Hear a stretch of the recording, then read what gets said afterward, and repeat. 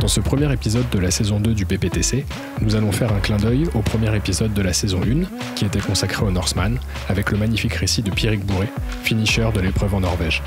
Nous vous invitons d'ailleurs à aller l'écouter, si ce n'est pas déjà fait.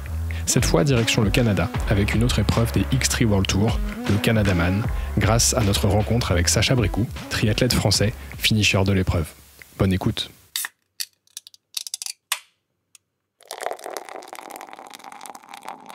T'as peur d'avoir mal.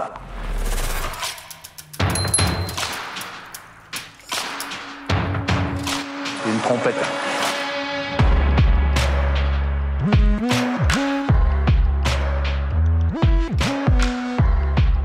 Bienvenue sur le podcast Pinta Triathlon Club, le premier podcast français dédié au triathlon. Dans chaque épisode du PPTC, vous retrouverez des interviews, des conseils et des actualités sur l'univers du triathlon. Bonne écoute!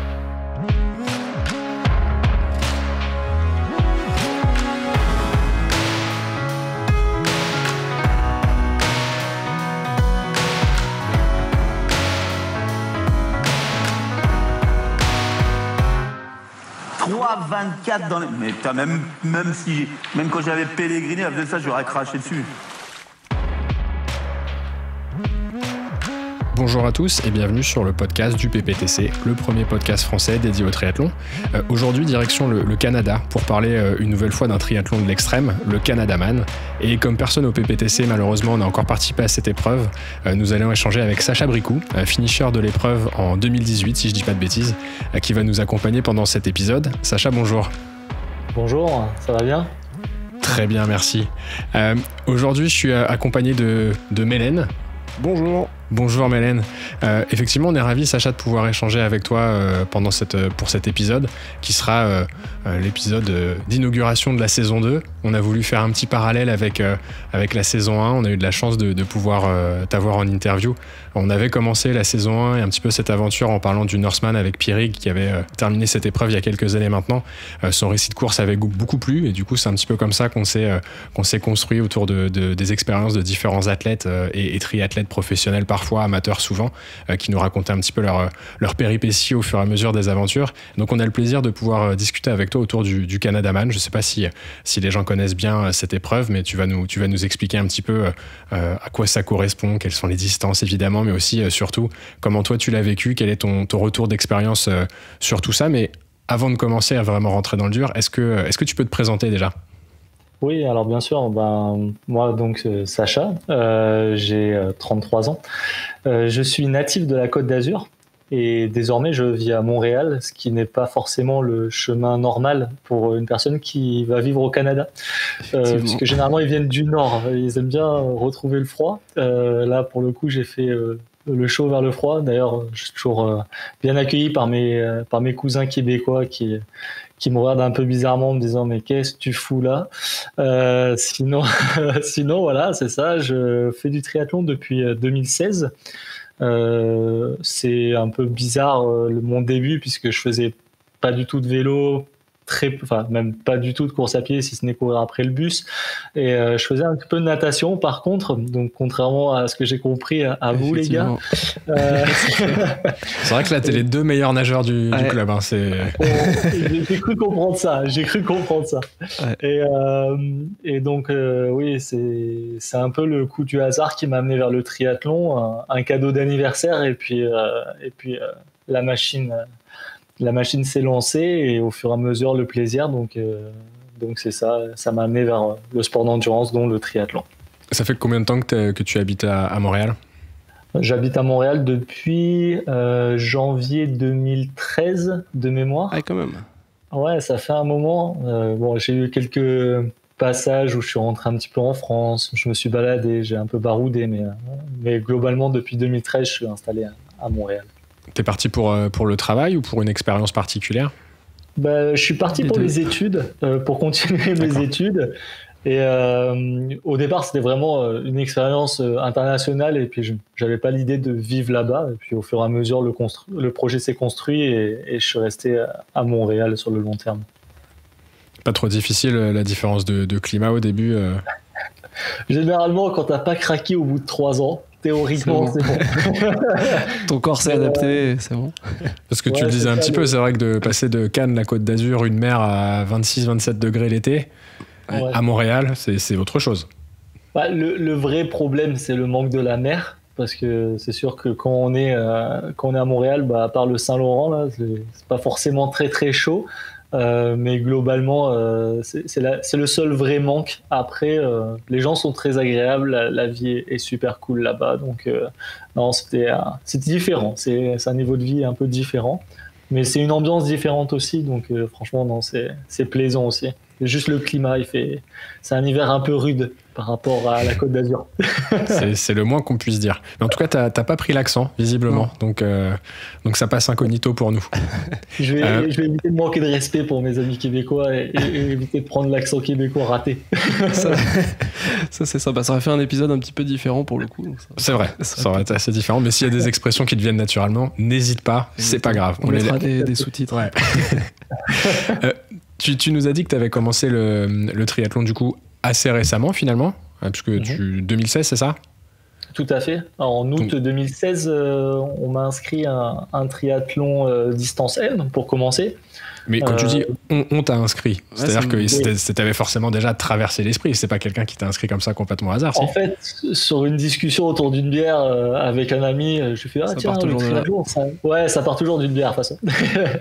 Et je fais le triathlon, ça a l'air cool comme sport et tout. Puis ça faisait un peu super-héros. Je veux dire, nager, enchaîner vélo, enchaîner course. Tu te dis, bon, c'est vraiment un sport de malade. Et autour d'une bière, donc barbecue, machin, on discute. Et il a rien craché jusqu'au jour de mon anniversaire où il m'a dit, en fait, on t'a inscrit à un triathlon olympique, puis c'est dans un mois. Alors que moi, j'allais à la salle comme ça, tu sais, genre, comme le premier passant, genre, m'entretenir. Je savais vraiment pas courir, j'avais même pas de chaussures de course à pied. Donc c'était scandaleux. Et un mois plus tard, je devais enchaîner un triathlon distance olympique. Donc bon, c'était un peu sport. T'avais quand même quelques bases du coup natation. T'avais fait un peu en club ou la natation, pas de club, jamais de club en fait. Mais la natation, le fait de grandir sur la Côte d'Azur, ça aide pas mal. On va pas se mentir. L'enfance à côté de la mer et tout le temps être dans l'eau, forcément ça donne. En fait, on n'a pas cette peur de nager, de mettre la tête sous l'eau, la respiration est un peu naturelle. Ça n'a rien à voir avec l'endroit où tu as grandi, puisque Mélène est breton et elle a pourtant très peur de mettre la tête sous l'eau. Moi, j'adore l'eau. Non, moi pour le coup, j'ai pas du tout de problème avec la mer, c'est le crawl. En fait, à la mer avec les cousins, on faisait de la brasse, on faisait de la plongée, on nageait avec des palmes, au tuba et tout, mais j'avais pas du tout de technique de crawl et je nageais vraiment comme une bille. Mais par contre, j'ai pas peur de l'eau, j'adore ça. Mais vraiment, gros blocage sur le crawl. Ce qui n'était pas ton cas. Peut-être que j'ai de la chance pour le coup, mais j'ai jamais pris de cours. Enfin, j'ai pris des cours quand j'étais tout petit. J'avais fait les bébés nageurs, donc je pense pas que ça m'ait vraiment appris à faire du crawl. Donc globalement, je crois pas que ce soit ça. Mais après, je pense que j'ai pas mal regardé de vidéos, puis j'ai appris par moi-même. Et au fur et à mesure, tu développes tes techniques. Mais j'ai écouté votre podcast sur la natation. Puis j'arrive à un stade où, à un moment, il va falloir prendre des cours si je veux vraiment progresser, parce que on a plus ou moins les techniques, mais le roulis, tout ça, on maîtrise pas forcément à 100%. Est-ce que t'es sous les fameux 2 minutes au 100 mètres Oui. Bon, déjà, c'est que t'as c'est déjà pas mal. Je suis plus autour des 1,40, 40 en course, mais c'est pas énorme, là. C'est pas fou, là, mais ça commence à c'est sûr que c'est bien. Je vais pas me noyer. Ouais, c'est clair. Effectivement. Et avant, du coup, tu as commencé vers 30 ans, si je dis pas de bêtises, le triathlon.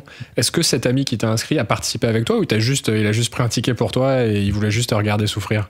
Ah non, en fait, ils étaient 3. Ils étaient 3, j'étais la victime. Et non, les 3, il n'y en a aucun qui a participé.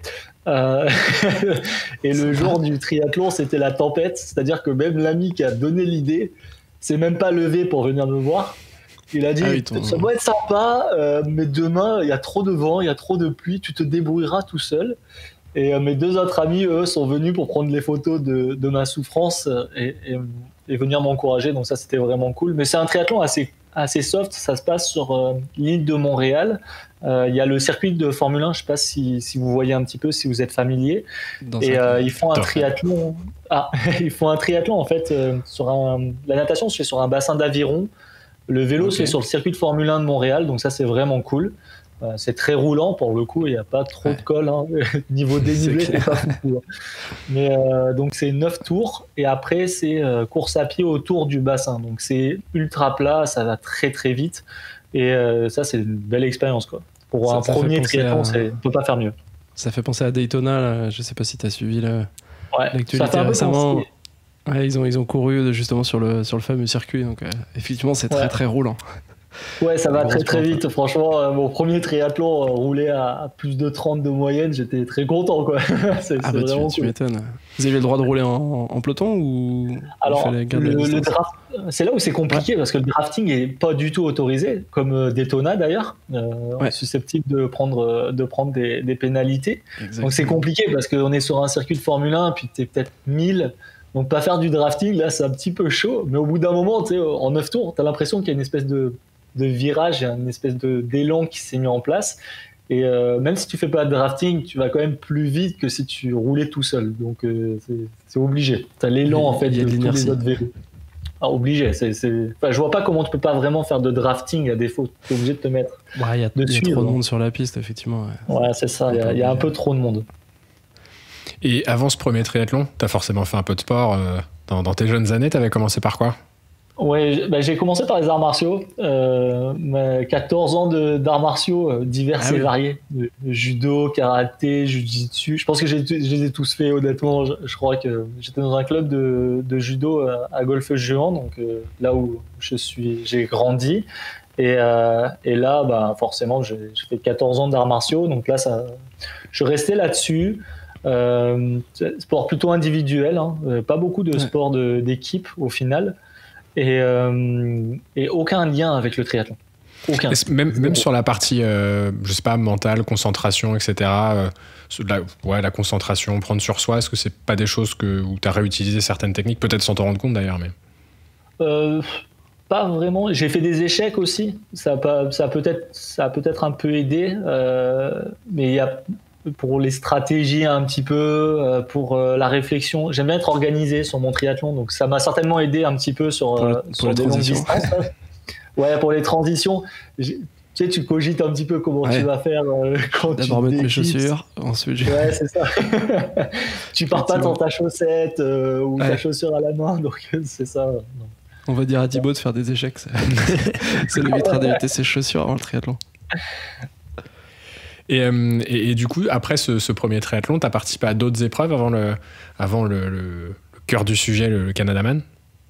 Oui, alors en fait, forcément, le triathlon, ça a fait un peu la piqûre sur le sport. La course à pied, j'ai commencé comme tout le monde, je pense, commence la course à pied, c'est-à-dire que tu enfiles tes pompes quand tu les reçois. Je les ai reçues le 16 août et je suis parti courir. Tu sais, de toute façon, tu achètes des chaussures qui sont pas du tout adaptées à la course à pied. Tu les achètes parce qu'elles ont une belle couleur.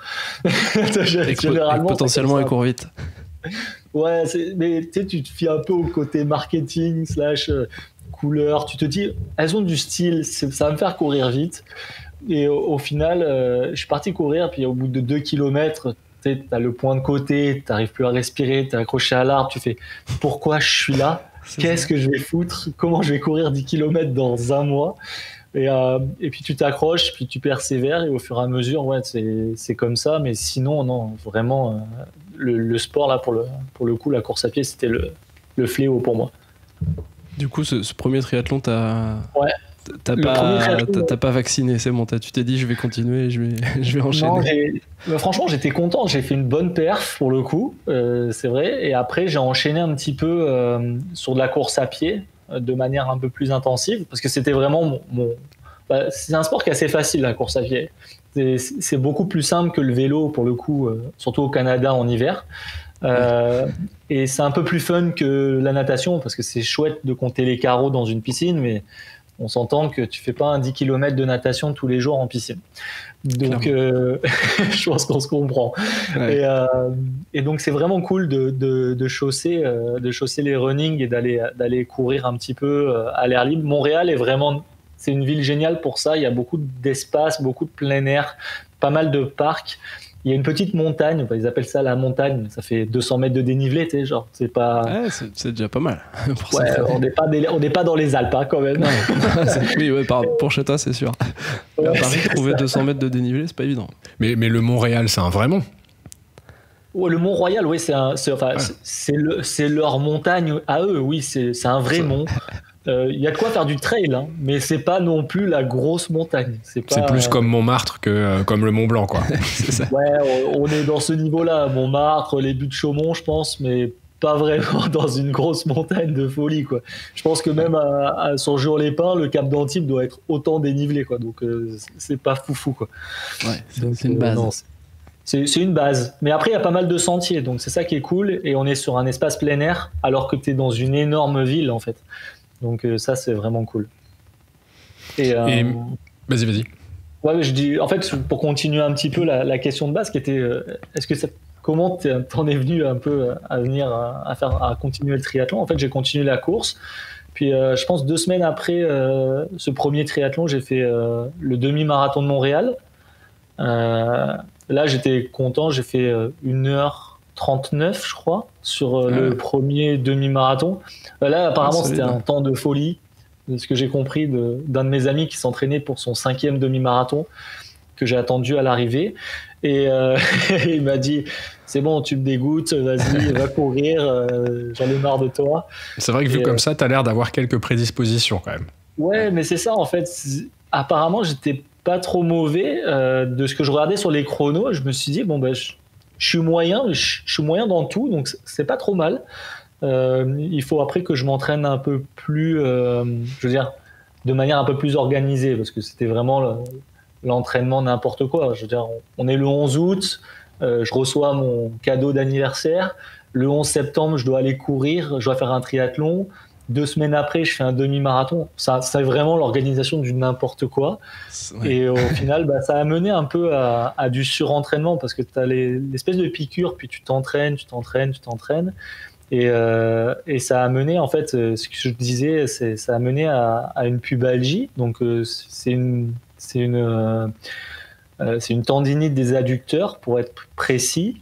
Et ça touche généralement plus les footeux, footballeurs, rugbyman, hockeyeurs, pour ceux qui sont habiles pour le Canada, mais un peu moins les triathlètes. Et ça touche aussi les coureurs à pied en cas de surentraînement, et c'est une causalité en fait du surentraînement.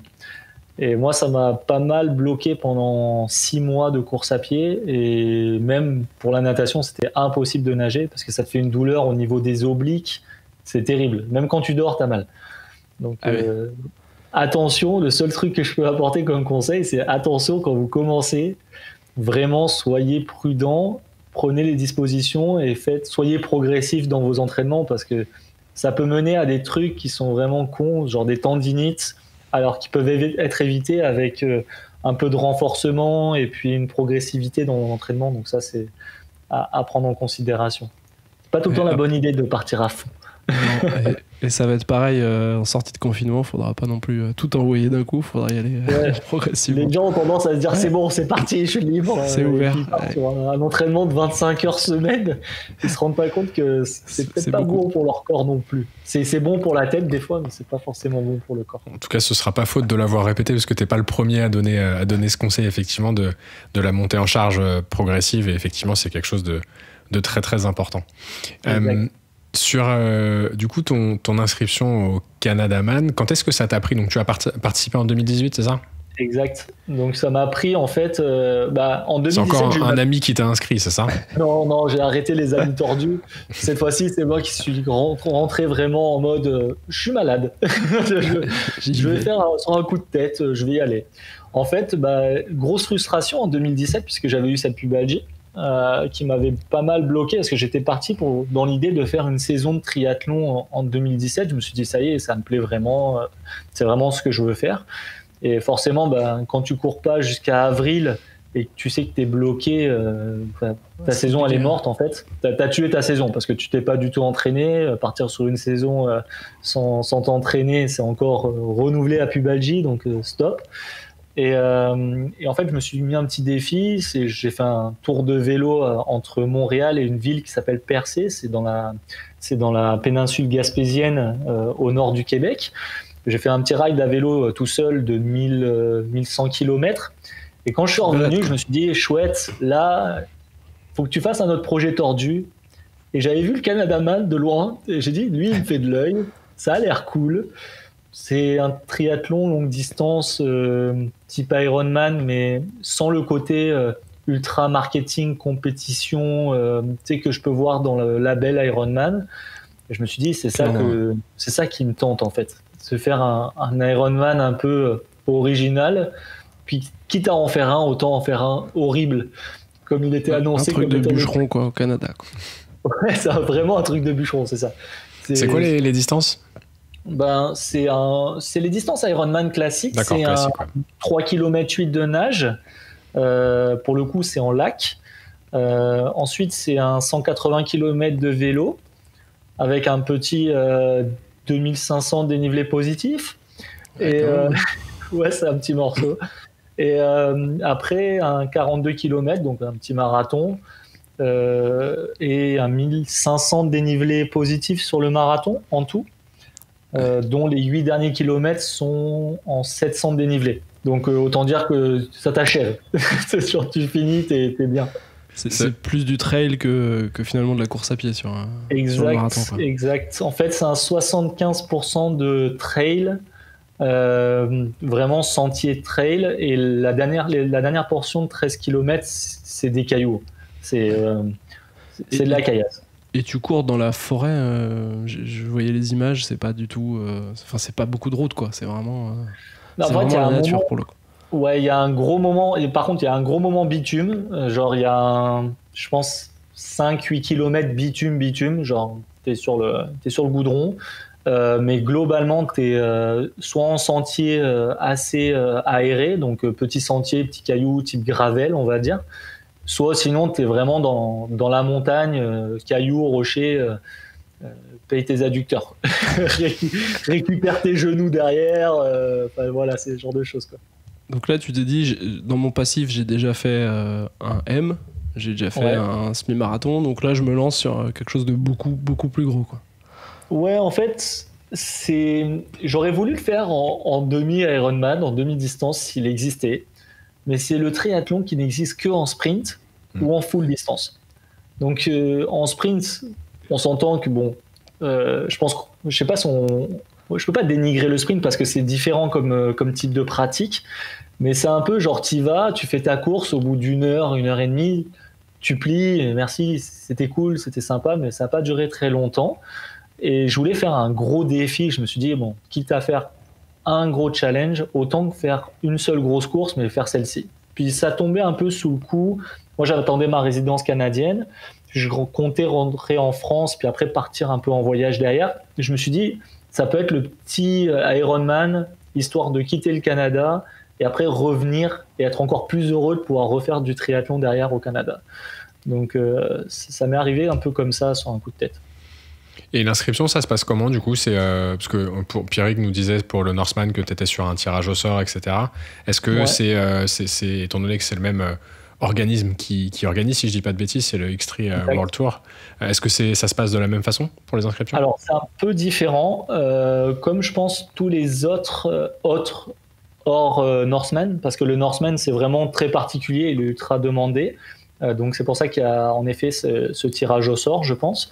Le Canada Man, c'était sa 2e édition quand je l'ai fait, donc c'était tout récent. Ils ont créé le Extreme World Series Tour là. Ils ont créé ça il y a 3 ans, je crois, 2 ou 3 ans, il me semble. C'était assez récent et le Canada Man l'a rejoint l'année où je l'ai fait. Donc c'était pas encore ultra populaire.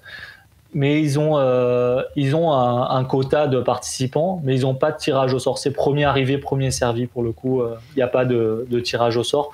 Je pense qu'à terme, dépendamment de la fréquentation, il y aura un tirage au sort. Maintenant, en plus, avec ce partenariat de Extreme World Series, quand tu finis un certain niveau dans la course, tu peux gagner un pass pour le Norseman. Donc ça, c'est vraiment cool. Donc ça te permet, en fait, c'est un peu le principe de Ironman, si tu veux. Le Norseman, on pourrait le représenter comme Kona dans l'extreme series. Et les autres, en fait, tu peux t'inscrire et puis s'il y a de la place, tant mieux. S'il n'y a pas de place, bon, bah, tant pis. C'est à quelle période de l'année pour connaître la température de l'eau au Canada? Alors, c'est en juillet. Donc, franchement, c'est la meilleure période. C'est en juillet. C'est surtout, je pense, le choix a été fait par rapport à la durée de la journée, à la longueur de la journée. Parce que la course commence à 4h30 le matin, donc dans la pénombre. Et le slogan de la course, c'est finissez avant la nuit. avant les étoiles, ou je sais plus trop quoi. Enfin, c'est un truc avec les étoiles, parce qu'on finit à l'observatoire en fait du Mont Mégantic, qui est un observatoire très connu au Québec. C'est l'observatoire où on voit toutes les étoiles, et souvent on peut voir des aurores boréales aussi parfois dans cette région. Donc c'est ça. Récompense à l'arrivée, quoi. Ouais, c'est une belle récompense. Personnellement, je préfère le finir avant la nuit, parce que vu les 8 derniers kilomètres de nuit en frontale, pas sûr du projet, quoi, tu vois. Mais t'as une limite de temps pour finir? T'as un délai maximum? Alors, il n'y a pas vraiment de délai maximum. Je crois que le dernier, l'année où je l'ai fait, l'a fini en 21 heures. Honnêtement, 21 heures, je pense que c'était en souffrance à la fin. Ça doit être horrible. Ouais.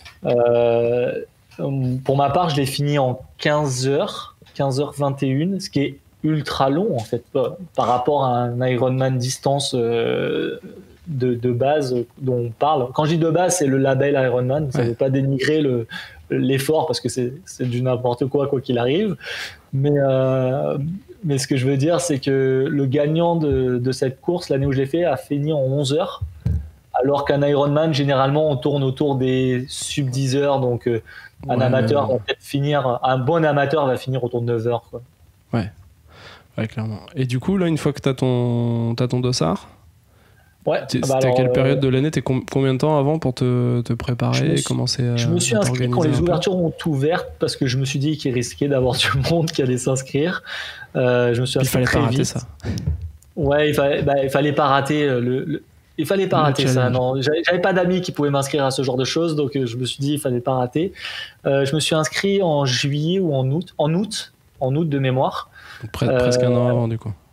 Ouais, presque à mon anniversaire, juste pour pleurer une deuxième fois. Et après, j'ai commencé l'entraînement réel à partir d'octobre, parce que j'avais je refaisais le M que j'avais déjà fait, mon tout premier triathlon. Cette année-là encore, en 2017, je refaisais le triathlon M juste pour le plaisir cette fois-ci, avec aucun biais de compétition. Finalement, j'ai éclaté mon record de 13 minutes, je pense, donc j'étais content. Et après, j'ai repris l'entraînement un peu plus fort autour d'octobre pour reprendre un peu la saison. C'est ça. Et là, pour ce type de course, c'est pareil, tu as un encadrement, ou alors tu dois avoir ton équipe qui te suit comme au Norseman? Alors, c'est comme le Norseman. Le principe est le même. Pas de ravitaillement organisé par l'organisation de course. Tu te gères totalement, c'est-à-dire tout ce qui est boisson, tout ce qui est nutrition, tu te gères. Il n'y a pas d'hôtel défini, donc c'est-à-dire que si tu te prends pas bien à l'avance pour un hôtel, tu peux finir en tente. c'est pas forcément. Ouais, parce que c'est une région qui est pas forcément. Enfin, c'est une région qui est touristique, mais qui est plus touristique type camping. Tu sais, genre tu prends ton camping-car ou ta tente et puis tu vas profiter de la forêt, mais c'est pas forcément une région où il y a énormément d'hôtels, parce que durant l'année, c'est pas forcément l'endroit où tu vas en vacances dans un hôtel 5 étoiles. Contrairement à certaines régions où il y a des stations de ski, Mégantic, c'est pas vraiment une région où il y a des stations de ski. Donc c'est pas prévu pour organiser un triathlon, quoi. Bah, c'est prévu, mais tu sais, genre bon enfant. Après, le week-end où ils le font, c'est vraiment organisé. C'est sur 2 jours, parce qu'il y a le sprint le samedi de mémoire. Non, il y a le sprint. Je dis pas de bêtises. Il y a le sprint le vendredi et le full le samedi. Donc en gros, le week-end du vendredi au dimanche, la région, elle est réservée entre guillemets triathlon, quoi. Donc ils font pas d'autres événements. Donc théoriquement, tu devrais trouver un logement, mais il n'y a pas beaucoup de participants. Hein. On est 300 participants, je crois, de mémoire. Sur le XL ou sur les 2 épreuves cumulées? Non, sur le XL. Sur le Okay. XL. Ouais, sur le XL. Après, sur le sprint, je sais plus du tout. Mais sur le XL, on était 300, sachant qu'il y avait des dossards qui étaient en relais et des dossards qui étaient en individuel. Ce qui est très frustrant parce qu'on part tous en même temps. Donc, tu as toujours des mecs qui partent comme des balles. Et tu les vois et tu te dis, il faut que je m'accroche. Et en fait, après, tu vois son dossard qui est d'une couleur différente et tu te dis, pourquoi je l'ai suivi? Je me suis ruiné alors que lui, il est en relais que dans 2 minutes. Lui, il a fini. C'est ça. Ouais. Donc là, tu mets en place ton équipe, tu trouves exact. Donc en quelqu'un fait, de confiance pour t'accompagner. Avant de m'inscrire, j'ai quand même demandé à mon ami s'il était chaud parce que tu embarques quelqu'un avec toi et tu sais que pendant 24 heures, sa vie, elle t'appartient en fait. c'est clairement, lui, il gère plus rien si ce n'est te donner de la bouffe et de la boisson. Mais c'est ça, j'ai contacté mon meilleur pote là-bas à Montréal. Je lui ai fait lui venait d'être papa, donc c'était un petit peu chaud la nouvelle. Il avait du temps. Bon, je t'annonce, on va continuer ton expérience de papa encore pendant au moins jusqu'à juillet, donc il va falloir que tu t'adaptes à ça. Et là, c'est ça, j'ai embarqué mon ami, et donc t'as droit à 2 assistants de course. Je crois que c'est un peu comme le Norseman de mémoire. Ouais. Et 2 assistants de course. Après, tu peux avoir tes supporters, hein, si tu veux avoir toute ta famille qui est là sur le bord de la route, il n'y a pas de problème. Mais les assistants de course, en fait, ont il y a des petits badges qui sont imposés à leur voiture. C'est vraiment très spécifique. Il y a un peu d'organisation. Et donc, tu as ton assistant de course pendant toute la course. Après, il y a des règles hein, pour tout ce qui est ravitaillement. On pourra en parler un petit peu plus loin. Mais l'assistant de course, c'est celui aussi qui va t'accompagner sur la dernière montée. Mais je pense que c'est pareil pour le Norseman, pour Zombie Hill. Il me semble que tu dois avoir ton assistant avec toi parce que la dernière montée est tellement technique que le risque que tu te blesses, comme il n'y a aucun organisateur, il note ton numéro de dossard, mais c'est sûr que si au bout de 4 heures, tu n'es pas arrivé en haut, ils vont commencer à s'inquiéter. Mais moi, j'avais fait la randonnée de repérage. Le 8 km, ça nous avait pris 2h05 en randonnée de repérage à sec. Autant dire que en 2 heures, si tu t'es cassé la tête et tu as la tête ouverte sur un rocher, ils peuvent t'attendre. C'est pas tout de suite qu'ils vont te repérer. Donc vaut mieux être accompagné, c'est sûr. Exactement, ouais. Sur la dernière montée, de toute façon c'est une obligation, hein. L'assistant est obligatoire sur la dernière montée. Et quand tu t'es fait ta préparation, tu avais en tête un chrono particulier ou tu avais certes pour objectif, je suppose, de le finir uniquement, mais tu avais forcément un petit timing en tête? Oui, alors comme tout le monde, comme chaque débutant entre guillemets d'Ironman, la priorité c'est de le finir. Peu importe, la priorité c'est de franchir la finish line. Après, bien sûr, au fur et à mesure de ton entraînement, tu regardes tes temps de natation, tu essaies d'évaluer un peu tes temps de vélo, même si tu fais rarement des 180 km. Ouais, et rarement autant de dénivelé peut-être. Ouais, je les faisais avec mon pote, on avait, c'est mon assistant, lui était plus cycliste. Et donc,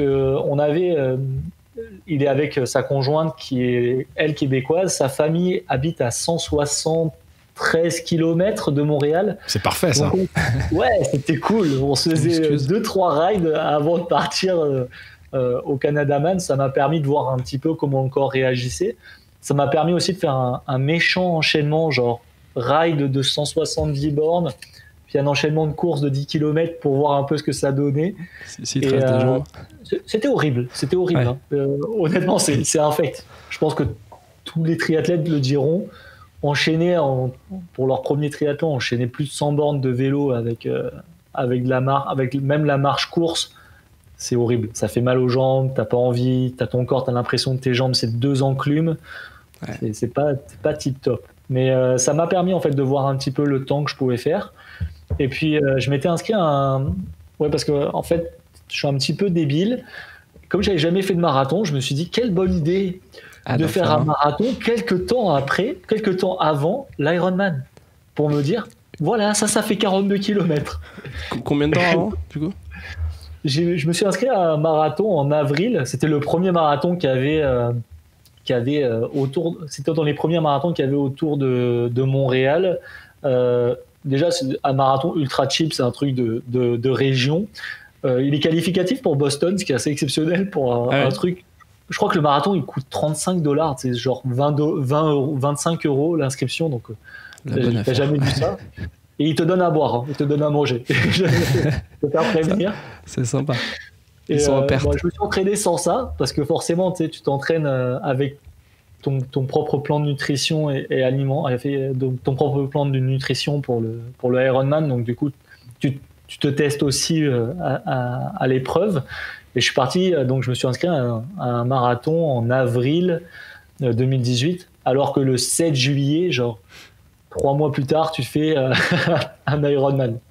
C'est ça qu'ils recommandent de pas faire, du coup. Bah ouais, surtout qu'au final, je sais pas, Hélène, c'est plus toi, Thibaut et Joji qui avaient suivi ce programme pour la prépa de l'Ironman de Nice, mais c'est vrai que de ce que je comprends moi, visiblement, la course à pied, c'est ce sur quoi tu t'entraînes en dernier, parce que c'est le sport le plus traumatique des trois.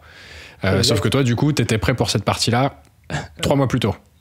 Bah en fait, ouais. Après le plan, on s'entend que le plan de marathon versus le plan Ironman, c'est rien à voir. Hein. C'est pas du tout le même type d'entraînement.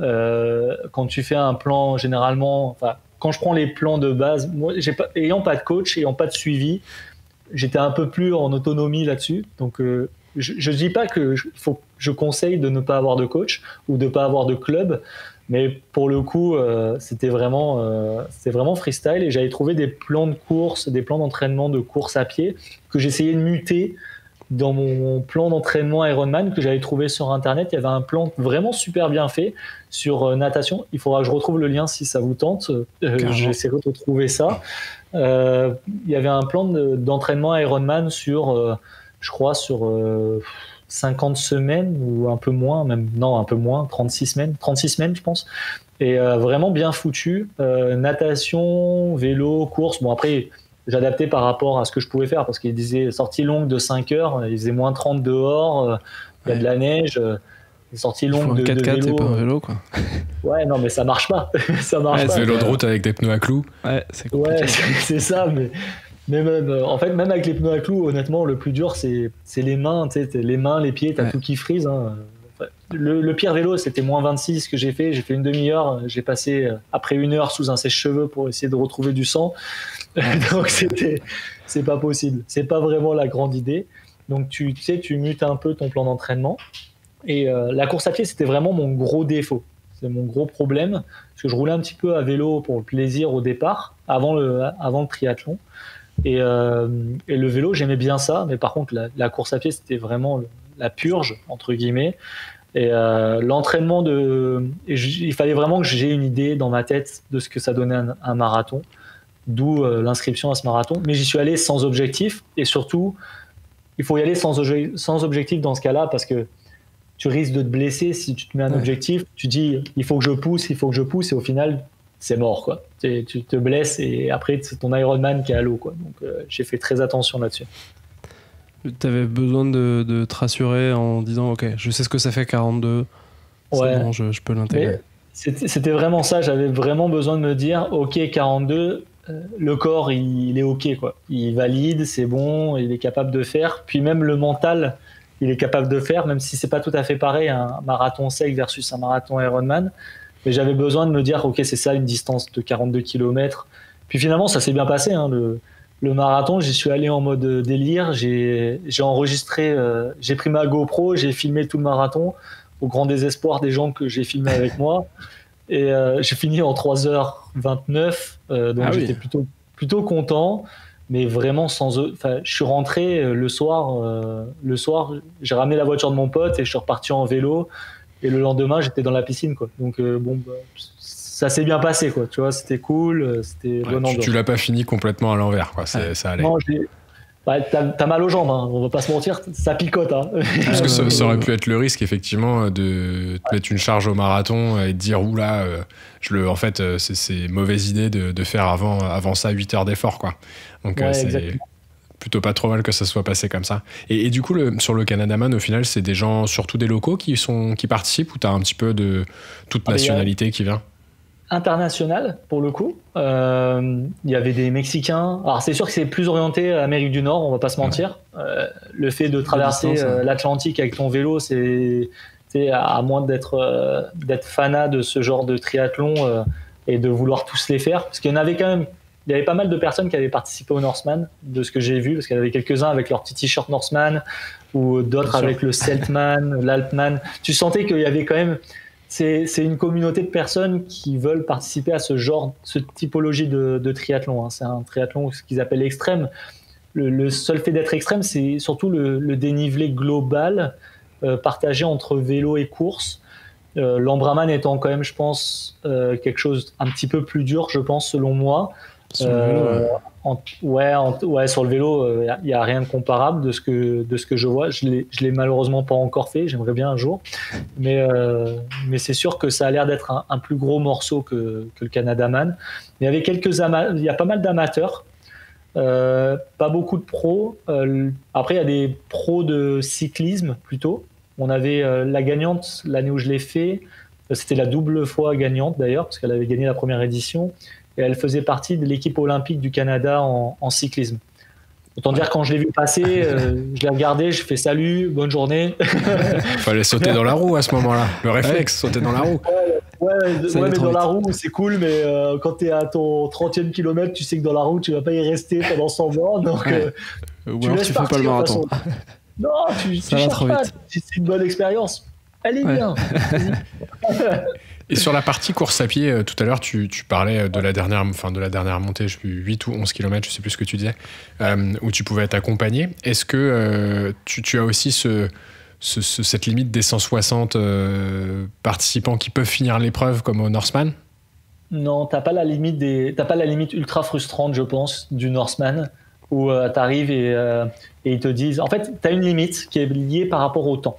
C'est-à-dire qu'au-delà de 21h, donc on s'entend qu'on commence à 4h30, donc à 21h, je sais pas, désolé, pour le coup, j'ai pas envie de calculer, mais je crois que ça doit faire au bout de 16h, 17h d'effort à peu près. Ils te disent que tu peux pas monter le chemin normal et que tu vas prendre la route bitumée pour grimper en haut du sommet. En gros, tu finis à la même ligne d'arrivée, mais tu prends pas juste le même chemin. Le point, c'est que à 21h, tu es en frontal, c'est dangereux. Disons qu'en frontal, déjà, quand tu commences à 19h, je pense que tu es déjà en frontal. Et à 21h, tu démarres en frontal, tu as 8 km et de mémoire, c'est 750 mètres de dénivelé positif en frontal, alors que tu as 16 heures d'effort dans les jambes. Ils veulent pas que tu partes. Déjà, si tu as 16 heures d'effort avant ça, c'est-à-dire que tu n'as pas déjà été très très rapide au final, toute proportion gardée bien sûr, mais donc les 8 derniers, tu vas pas les faire à 20 à l'heure, quoi. Donc c'est sûr que ça peut prendre un peu de temps. C'est une randonnée qui dure, je vous l'ai dit, c'est une randonnée à sec. J'ai mis 2h05 avec mon ami. 2h05, sachant que j'arrêtais la montre à chaque fois qu'on faisait une pause casse-croûte et compagnie, mais c'est une des randonnées les plus dures sur Mégantic. Elle est classée noire sur le plan de rando, donc le plus haut niveau, et je te jure, il y a des rochers, ils font la taille de ma jambe, donc à un moment c'est de l'escalade, quoi. Donc c'est pas le truc à faire alors que tu as 16 heures d'effort dans les jambes et que tu es en frontal, quoi. Sinon, tu vas finir, il va être 3h du matin, quoi. Donc, je suis pas sûr que ce soit la grande expérience du bonheur, quoi.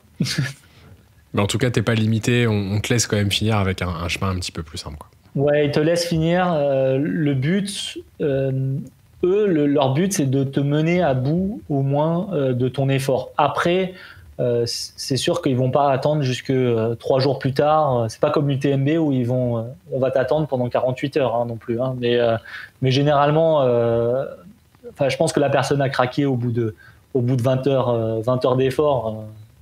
Je pense que la personne, elle se dit stop, c'est bon, j'ai eu ma dose, ça devrait aller. Même à l'UTMB, il y a une barrière horaire. Ouais, il y a une barrière horaire, mais généralement, je crois que les premiers, j'ai un ami qui l'a fini en peu de temps, mais je crois que les derniers finissent le lendemain, je crois, des élites. Donc, ce qui est très très long. C'est quand même déjà énorme. Hein. En fait, ils ont des barrières horaires à étapes. Au bout de X kilomètres, ils doivent être arrivés avant telle heure. Donc, déjà 48 heures d'effort. Ouais, 48 heures d'effort, mais même à un moment, c'est pour le corps aussi, c'est pas sain. Même 15 heures, j'ai fini en l'air, hein, perso. j'ai fini vraiment en l'air sur ce tri, quoi. Et l'ambiance, c'est quoi un petit peu entre les participants, étant donné que c'est, de ce que j'en comprends, de ce que j'ai pu regarder un petit peu, c'est une épreuve qui est un petit peu, très justement, comme tu le disais, où t'as l'Ironman, où t'es peut-être un petit peu plus en compète, à la recherche du chrono, avec peut-être des price money aussi qui sont un petit peu plus élevés, qui tirent un peu tout vers le haut. Là, t'as quand même le côté un peu nature. J'ai cru comprendre en parcourant un petit peu ta chaîne YouTube que tu faisais des très belles vidéos, t'aimais pas mal les voyages. Est-ce que c'est un petit peu aussi ce côté partage que tu as pu ressentir un petit peu avec les gens qui faisaient la course avec toi? Ouais, c'est tout à fait ça en fait. La différence avec l'Ironman, et c'est vraiment pas pour dénigrer le label Ironman, parce que je pense qu'il y a des gens qui adorent ce genre de label. Ils font des courses à travers le monde, donc ça va être vraiment cool de pouvoir faire topo, partir après en Finlande, etc., avoir des courses comme ça.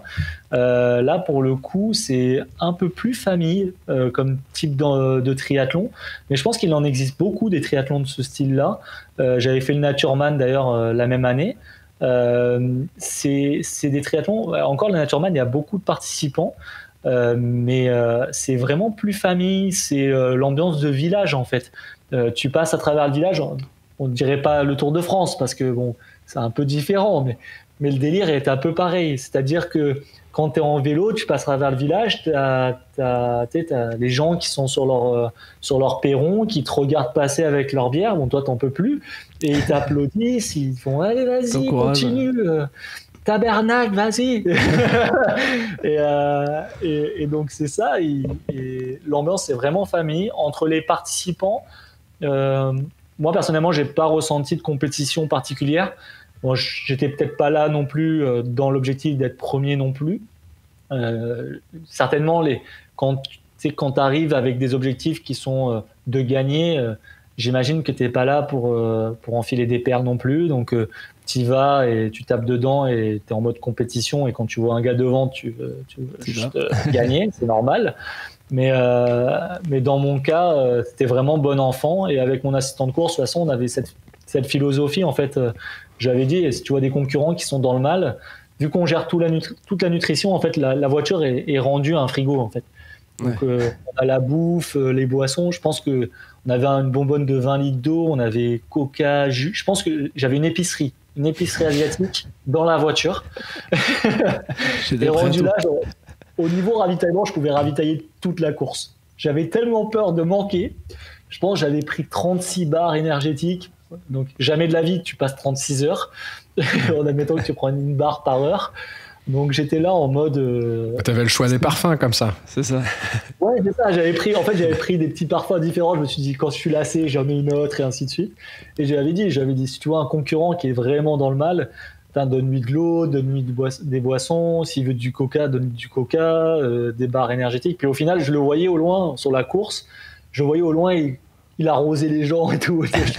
Je voyais, je fais, qu'est-ce qu'il fout? Et là, je le vois, il court après les gens, il les arrose, il leur donne la bouffer. Et je fais, ok, bon, bah, il a compris la notice. Et c'était cool parce que sur la course, au final, j'ai des concurrents.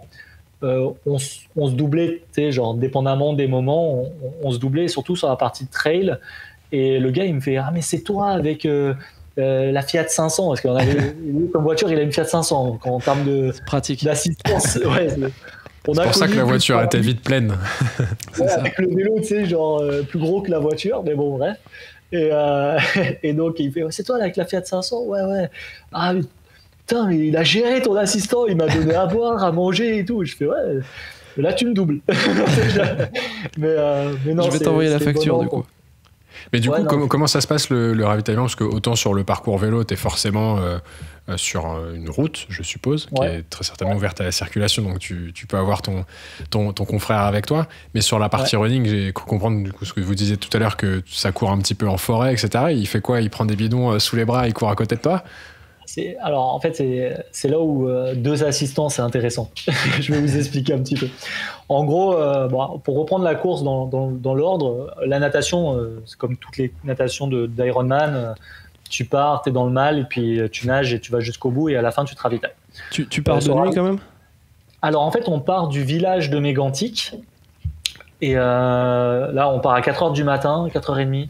L'eau, elle était à 18, donc assez fraîche. Ouais, mais franchement, en juillet, on pouvait pas se plaindre, mais en fait, ce qui se passait, c'est que la semaine où on a fait l'Ironman, 4 jours plus tôt, il y avait une canicule monstre au Québec, il faisait 43 degrés.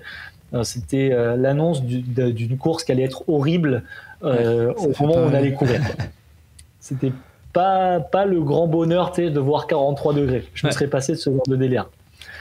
Et donc, ouais, tu démarres à 4h30 du matin. Donc, moi, c'était ma première nage en eau libre à vie. Je m'étais pas entraîné en lac parce qu'ils étaient trop froids. Et je m'étais jamais entraîné en mer, donc j'avais fait que de la nage en piscine. Donc là, ça change un peu. Ton histoire est un peu différente parce que tu nages, il fait nuit, tu vois que tes mains, le bout de tes mains quand elles remontent, mais tu vois rien. Et en fait, tu t'orientes par des petites lumières. Alors toi, tu as une lumière sur ton casque. Je pense que vous avez peut-être vu ça sur la vidéo de promotion du Canadaman. Et en fait, tu t'orientes par rapport à des bouées qui éclairent comme ça dans la nuit. Sachant qu'il fait froid, donc t'as très vite de la buée. Ils disent anti-buée, les lunettes, mais c'est faux. Ouais. T'as toujours jusqu'à un certain point, quoi. Je pense qu'on voit de quoi on parle. Ouais. Et là, tu pars. T'essayes de suivre pseudo les remous et tu te dis, ok, les gars, ils s'orientent bien, mais en fait, ils s'orientent pas mieux que toi. Du coup, tu tournes en rond. Tu dois. En fait, le trajet, je vais essayer pour le montrer sur l'écran. Le trajet, c'est tu pars et après tu fais un angle 90 et tu remontes et tu vas à un autre endroit. Donc, tu sors du lac à un autre bout où il y a le parc à vélo et tu as posé ton vélo. Tu traverses le lac, quoi. Tu fais pas une boucle. Non, tu fais pas de boucle. Il y a pas de sortie à l'australienne. C'est straight. Tu vas d'un point A à un point B à l'opposé. Exactement. Bah, c'est un peu comme le Norseman. Le Norseman, la seule différence, c'est que tu pars en ferry, il te lâche au milieu du fjord. Mais que l'eau n'est pas à la même température. Non. C'est vrai. Et l'année où je l'ai fait, le Norseman, apparemment, il a fait très bon. Le gars qui avait gagné le Canadaman avait été au Norseman et il avait dit la température a été super cool. Franchement, à refaire. Elle était à 13, elle était bien, pas de combi. Ouais. Après, on parle à des gens qui ont vécu au Canada. Les gars, ils savent même plus ce que c'est le froid. C'est des ours polaires. Et donc, ouais, tu pars un peu comme ça à 4h30, donc tu as encore un tête dans le pâté parce que tu t'es réveillé à 1h30, 1h15, 1h30 du matin, le temps de prendre ton petit déj, de sortir, d'émerger. T'es dans le dur. Là, on a tourné, on a allé, donc je me suis un peu perdu. Heureusement qu'il y avait des kayaks. Forcément. Je m'orientais par rapport aux kayaks qui nous suivaient. Je me suis dit, lui, de toute façon, toutes les manières, à un moment, il va en avoir marre de faire trop d'écart. Il va vouloir prendre tout droit vers la sortie. Donc, je m'orientais un peu par rapport à lui. Je levais la tête. Je voyais un point lumineux, c'est une espèce de feu, parce qu'ils font un espèce de feu, en fait, à l'arrivée pour t'orienter. Il fait nuit tout le long de la natation ou au bout d'un moment, quand même, t'as le jour qui se lève? Ça dépend. Ça dépend à quelle vitesse tu nages. Ça dépend, c'est ça. J'allais vous dire exactement la même chose. Ça dépend à quelle vitesse tu nages. Parce que si tu nages vite, généralement, tu sors et il fait encore un peu nuit, on va dire. C'est la pénombre, en fait. Quand tu commences à nager, tu vois que tu as des rayons de soleil qui commencent à apparaître au loin. Mais je suis sorti de l'eau à 5h, 1h10, 1h15 après. Et là, il faisait encore frais. Et il faisait très frais. Pour le coup, il faisait froid dehors. Il faisait 16 degrés.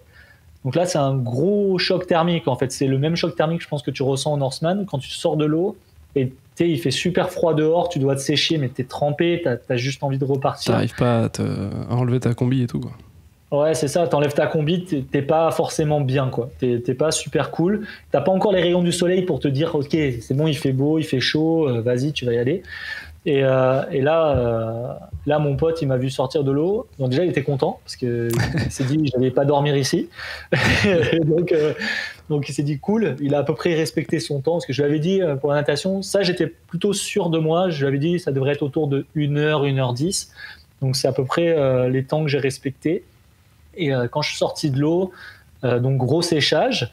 Et là, c'est le ravitaillement. Et en fait, pendant 48 km, t'as plus le droit à une assistance. En fait, tu n'as pas d'assistance du tout.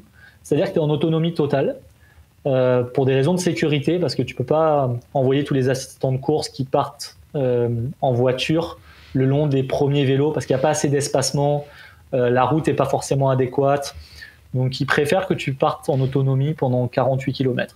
Donc là, faut pas rater ton ravitaillement, quoi.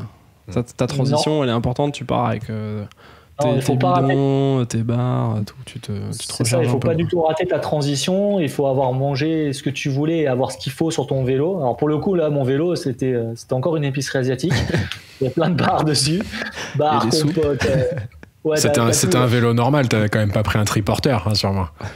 Ben là, presque un triporteur ça aurait été un vice de partir avec la glacière là. Mais non, clairement, non, j'avais un vélo de route normal, mais c'est sûr qu'on avait mis du scotch, c'est les techniques de base en fait.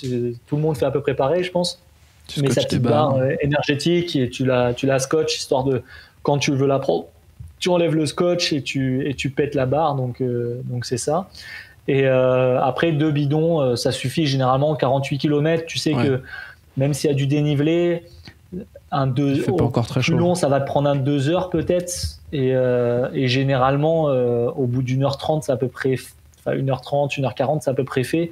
Les 2 bidons, si tu as bien bu à la sortie de la natation, ça devrait être bon. Par contre, si tu bois pas à la sortie de la natation et que tu bois direct sur ton vélo, tu es dans le mal. Hein, parce que tu vas finir un peu à sec. Ah ouais, déjà en 2 heures, t'as réussi à tuer 2 bidons, quoi. Parce qu'en fait, tu prends direct. En fait, c'est un 2500 de dénivelé, mais j'ai cru comprendre que vous alliez faire Nice. Ouais. Mais contrairement à Nice, c'est pas une grosse côte, tu sais, genre une montée longue où tu te prends un 1500 ou un 1000. En fait, c'est ultra vallonné, c'est que de la montée-descente. Je pense que la plus grosse côte, elle dure peut-être 1 km ou 2 km. Donc, c'est vraiment très court. Et au final, tu fais 2500 sur beaucoup de petites côtes. Et c'est ultra fatigant parce que tu montes, tu te sèches, tu bois, tu redescends, tu prends l'accélération, tu essaies de prendre une accélération et après tu repars sur une côte, ça s'arrête pas. Et 48 km, c'est pas très long, mais au final, quand tu cumules les côtes, je pense que ça m'a fait 7 ou 8 petites collines. C'est un petit peu long, quoi. Ouais. Tu bois un peu. Du coup, là, tu peux retrouver enfin, au bout de tes 50 km, ça y est, tu te dis, j'ai mon premier ravito vélo, enfin. Ouais, c'est ça, en fait. Au bout de 50 km, tu te dis, si je crève, je suis pas en galère. T'es pas là en mode, je vais galérer et tout, ça va me faire chier. Donc là, tu te dis, c'est bon. Ensuite, t'as à manger, t'as à boire à volonté, entre guillemets. Donc là, t'es quand même un peu plus rassuré. Et un supporter. T'as aussi ton... T'as le support mental, en fait. Parce que c'est vrai que sur l'Ironman, le support mental, c'est vraiment important, en fait. Au bout d'un moment, je vous en reparlerai un petit peu plus loin là, sur la course, mais le support, c'est ultra important. Et là, pour le coup, ton pote, il est là, il t'encourage. Toi, tu sais que ça y est, t'as déjà fait quand même une partie du vélo. Bon, il t'en reste encore une bonne couche, mais... T'as fait un premier tiers, on va dire, mais... Ouais, il te regarde un peu, lui, il regarde un petit peu ton style de pédalage, il me dit, ouais, franchement, t'as l'air frais et tout. Je fais, ouais, c'est cool, ça va, ça passe bien, j'ai les jambes légères, donc c'est bon. Et après, bon, là, au 50e kilomètre, la technique, c'est simple. Hein. Tu prends tes gourdes, c'est comme au Tour de France. Tu jettes tes gourdes, tu récupères des gourdes neuves. Là, j'avais mon pote avec une assiette, il y avait tout ce qu'il y avait dedans, en fait, tout ce qu'on avait dans la voiture qui pouvait servir de ravitaillement. Donc, chocolat, fruits, barres énergétiques, puis alors, tu recharges, tu manges, tu bois, tu fais ce que tu peux. Et après, on s'attend au prochain ravito. Et les ravitaux, en fait, ils sont pas... L'organisation ne te définit pas des emplacements de ravito. C'est vraiment libre à chacun de s'arrêter. C'est pour ça qu'après, tu croises beaucoup de personnes et même les assistants de course des autres concurrents sont là pour t'encourager. Donc, ça garde une bonne ambiance. Là, après, tu peux t'arrêter quand tu veux. Il n'y a plus de contraintes. Non, de toute façon, même au début, il n'y a pas de contrainte. La seule contrainte, c'est que tu es tout seul, en fait. Donc, au final, 48 km, tu es tout seul. Il fait un peu froid en plus parce que tu sors de l'eau. Il fait 16, 17 degrés. Tu as les mains un peu froides. J'étais avec des gants, petite veste parce qu'il fait froid. Non, franchement, c'était pas... Les 48 premiers kilomètres sont un petit peu durs. En plus, on est passé sur une route qui était en construction. Donc, tu sais, genre, ils te disent... Attention dans la descente, à cet endroit-là, vers le 35e, il y a un parti gravel. Sympa. Donc faites attention avec vos pneus, évitez de crever à cet endroit-là. On vous conseille de déchausser et de pousser votre vélo. Ah, les gens, il y avait des gens, ils avaient des vélos, tu sais. Là, c'est toujours pareil, hein, tu as des vélos des avions de chasse. Ouais. Ils craignaient un petit peu, tu sais, avec les roues carbone, les pneus ultra sensibles et tout, de course. Tu sentais qu'ils n'étaient pas sereins, ils déchaussaient, ils poussaient leur vélo. Moi, j'étais en mode rien à foutre. Bon. J'avais fait du gravel avant pour faire justement Montréal et la ville à 170 km, donc je faisais du gravel à bloc. Donc là, je suis arrivé, des gravillons. C'est bon, ça va pas crever, il n'y a pas de problème. Bon, j'ai des pneus qui pèsent lourd, mais qui sont quasi increvables, donc honnêtement, ça passait tranquille. Et du coup, donc là, ta course vélo, ça se passe plutôt bien? Pas de... Ouais, la course vélo se passe relativement bien. Quand je dis relativement, c'est que à partir du 75e, il y a le vent qui se lève un petit peu. Ils avaient prévu un peu de vent, des petites rafales, genre 20-30 km/h. Ouais, ça fait son petit bout. Et en fait, le problème, c'est qu'à partir du 75e, j'avais vent face, côté face. Celui qui t'aide pas, quoi. Ouais, c'est le vent, en fait, qui te dégoûte. Parce que tu montes. En fait, quand tu montes, tu le sens pas vraiment parce que c'est des collines, donc t'es chill. Mais quand tu descends, le seul moment où tu peux prendre de la vitesse, t'en prends pas vraiment parce que t'as le vent de face, en fait. Donc ça te ralentit. Donc là, tu subis et puis tu dis ok, ça va se passer. Et le vélo, ouais, ça se passe bien. Après, petit stop pour manger quand même. Bon, j'ai pas pris un sandwich comme les gars de l'Embrun. Ils vont si tu nous écoutes. C'est ça. Ouais, c'est ça. J'ai fait resto.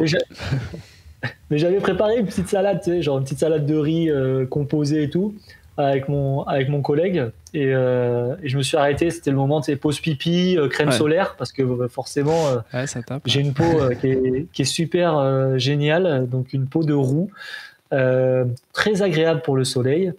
Et comme il faisait 35 degrés prévus autour de 13 heures, c'était pas le jour pour prendre un coup de soleil. Ouais, ça commence à taper un peu, quoi. La canicule dont tu parlais juste avant, elle était pas très loin.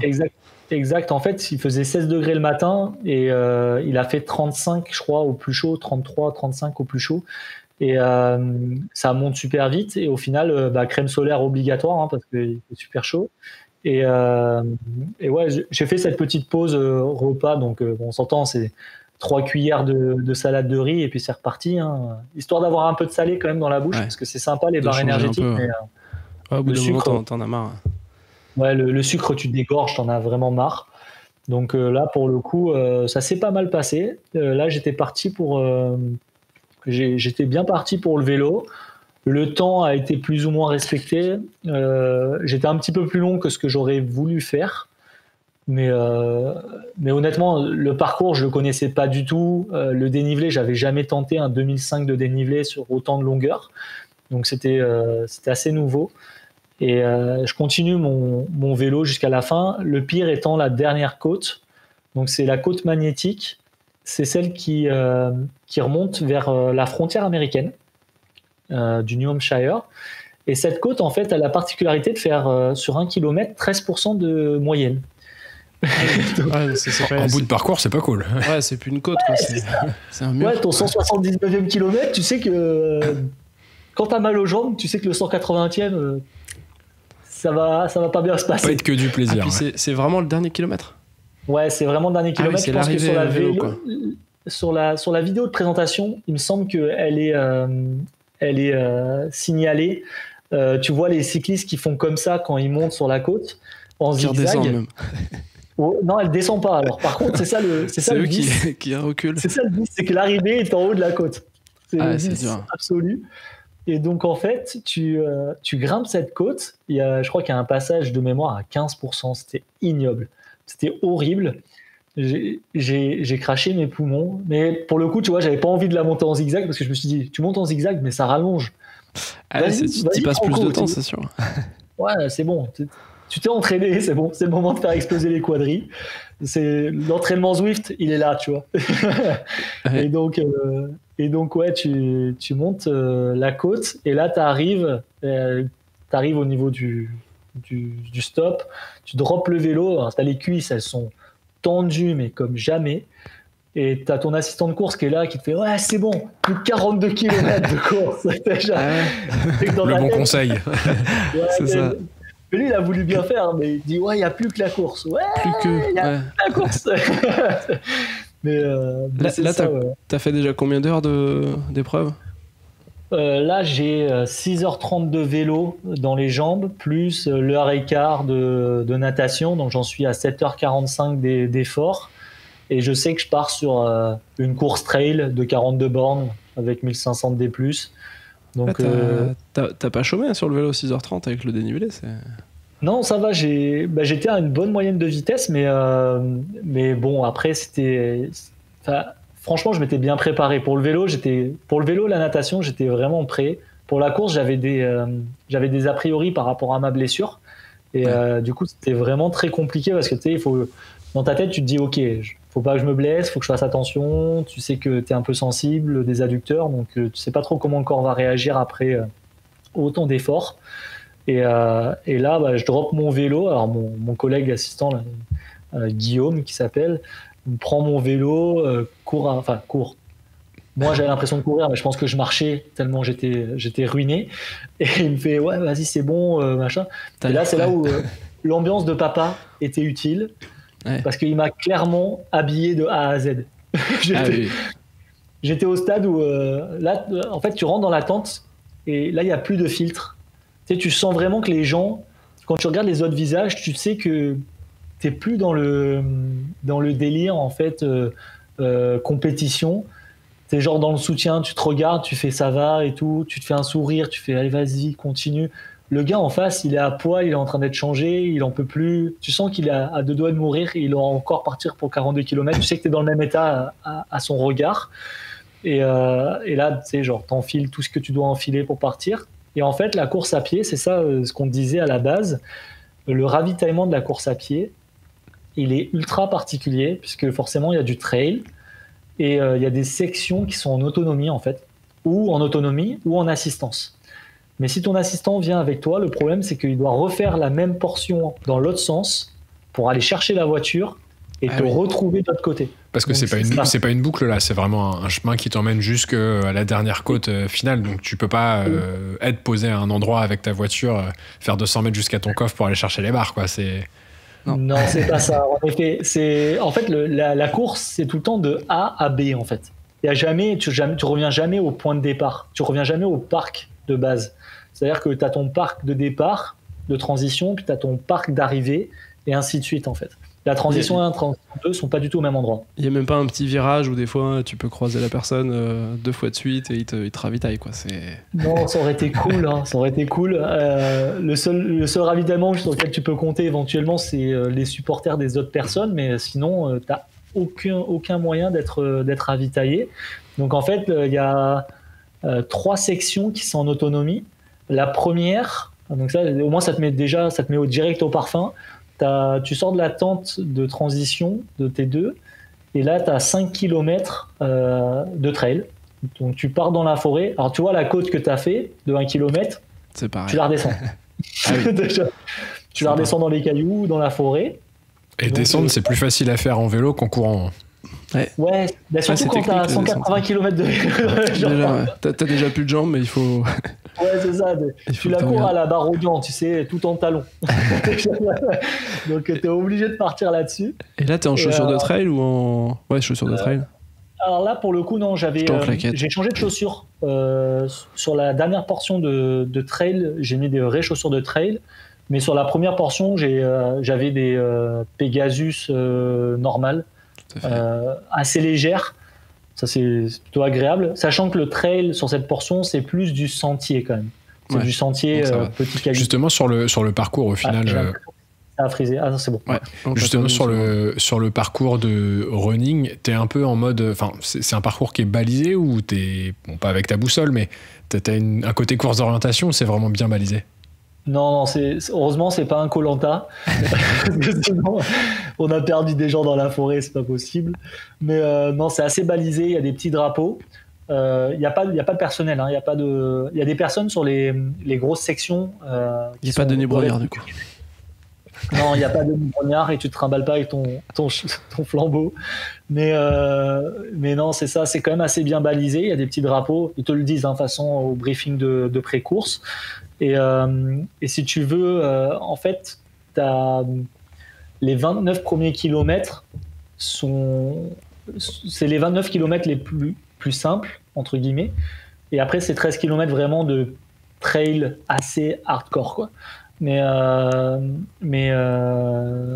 non, les premiers kilomètres, le 5 premiers kilomètres, c'est sentier. Après, tu as à peu près 8 bornes sur du bitume. Donc là, sachant qu'il fait 35 degrés, là, c'était l'horreur. Il continue à faire chaud. Tu finis le vélo, il est 13h à peu près, il était 13h, 13h30.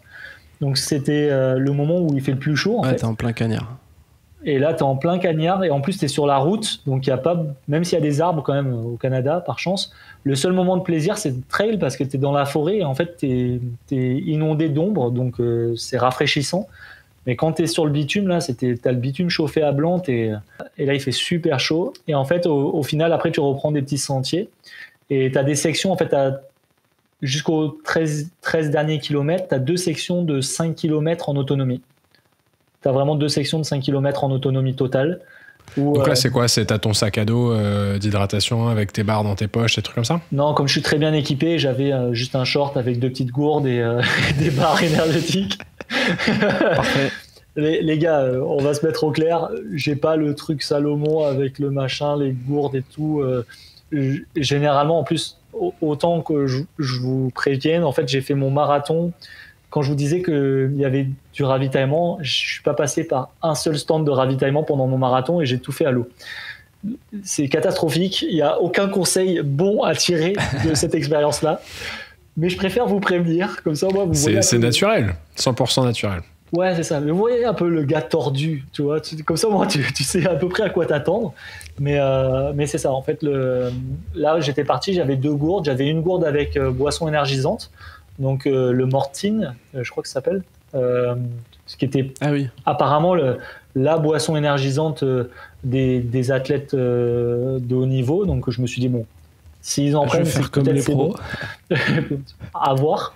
Ça marchait pas trop mal. Et après, j'avais une gourde d'eau classique où mon collègue, il avait pris des petits sachets de sel, il mettait un peu de sel parce que forcément, tu as de la perte de sel. Comme vous disiez, Alex, casquette verte, sur le trail. Il a sauvé la vie. Ouais, le manque de sel, terrible. Et avec la transpiration, en plus, t'as l'impression que tu peux manger des frites avec ton visage, mais c'est à peu près ça. Et donc, mon pote, il mettait des petits sachets de sel qu'il avait pris à McDo et il foutait ça dans l'eau. Enfin, c'était dégueulasse, mais c'était efficace. Et puis après, barre énergétique et petits fruits dans le short. Mais les 5 premiers kilomètres, c'était dur. Quand je suis sorti du bois, là, j'étais content d'arriver sur le bitume parce que je voyais enfin mon assistance, donc mon collègue. Puis au début, on s'était fixé des ravitaillements, tu sais, genre comme sur un marathon classique, on s'est dit tous les 5. Ouais, tous les 4-5 km, on se retrouve et tout. Alors après, on avait fait ça en telle manière à ce que les parties autonomes, juste avant d'entamer la partie autonome, forcément ravitaillement. Mais là, à la sortie du bois, j'en pouvais plus en fait. J'avais besoin de parler avec des gens. Je m'en suis rendu compte parce que ça faisait trop longtemps que j'étais tout seul et tout seul sur mon vélo. Et là, tu sors du bois et là, mon pote, je lui fais attends-moi à 2-3 km au lieu des 5.